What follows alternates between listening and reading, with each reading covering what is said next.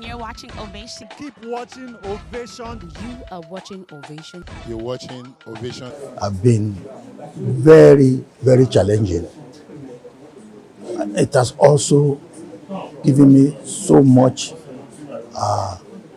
to thank God for. Very rewarding, very challenging, the combination of both. I thank God for the opportunity to serve my people, and I am doing my very best to ensure that I live by example too. How have you been able to surmount those challenges as a leader? Well, some of the challenges have been with our people for a long time. They have been with us from inception. So you just have to manage some, you resolve those that you can resolve. Even when it comes to the competition between the Ogbonis and the Ologun, yes, they've been carrying this on for so long. God gave me the opportunity to resolve it, and I think I put it to rest. What has prepared you for this tool? Can you take us through the journey? Well, my 16 years stint in the army, where leadership training is foremost, has more than anything else prepared me for the responsibility of being an Alake. In the army, you collate the ambitions, the hopes and aspirations of so many into one manageable, entity. And this is what I've been doing as the OBA. I look at what people want. I try to be everything to everybody, ensuring that you don't, take one step forward and two steps backward. That you steadily look at the options very well before you, take a step. And once you have taken it, you stand by it, and God has helped me a lot so far. As a paramount ruler in EGBALAND, what can you say? How do you feel about the achievements so far? Well, our main achievement in the last 18 years has been the unity of the Egbas, and God has really helped us in this wise. We have opened up various areas of EGBALAND with the appointment 11 years ago of, Obas in places where there had only been ballets, because once you see any successful thing in your people, the people around you, like the Ijebus, every nook and cranny has a traditional ruler, and they galvanize the people to development. They help them for pipe-borne water, for electricity, for schools, for hospitals, for police posts, and this I have done. I'm still doing, trying to ensure that civilization gets to the the smallest community in EGBALAND. As an ex-soldier, when you wanted to become a king, how did it happen? Were you called? Did the father pick you? How did it come around? Well, you see, in Yoruba land, hardly do you find anywhere where the throne goes from father to son. So usually it's male descendants, and in the absence of a direct male descendant, a descendant of a princess. This, in our own case, there were about 11 people that put in. Not all of them were qualified by the law, but if we challenged any of them, they would have had to go to court, and that would have delayed the emergence of an Alake. I was elected, on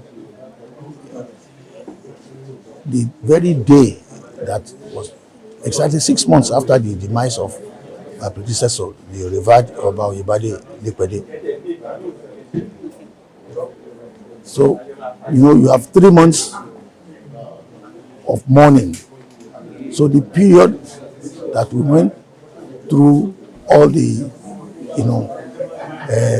preparation and campaign and, going to see chiefs and election and consultation with Ifa Oracle, everything. took 3 months, which was a good thing because we didn't have to wait for so many years. Okay, sir, if I will ask, this is 80. If you look back, what are you grateful for? When I look back at the 80 years, I wonder where those years have gone. Because, I still remember my days in the primary school. Still remember all my teachers, secondary school, higher school, university. My first day in the army, my first day in Zaria, and so on. I just wonder how 80 years have rolled by. But I thank God that I've spent the 80 years, with God guiding me, with minimal number of regrets and, so much thanksgiving, so much happiness, so much success all the way. If there were some things that I didn't do right, if I had an opportunity of doing them again, and I would do them differently, there are very, very few, occasions of this. God has been so kind to me, so wonderful to me. It is not by my own doing, but by God's mercy. Well, I go to bed without holding anybody,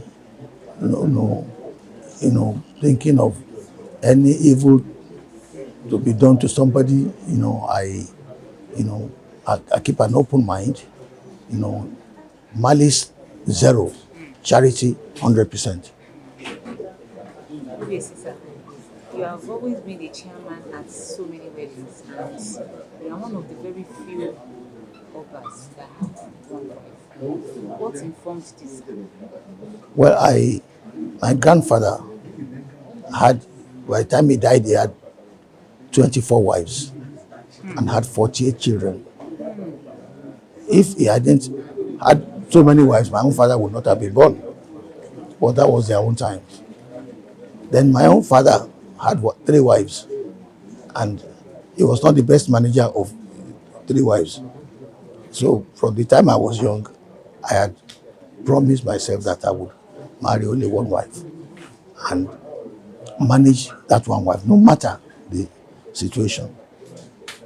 And I'm sure this has been ongoing for over 40 years. How have you been able to keep together with Ovation? Well, we've been married for 52 years now.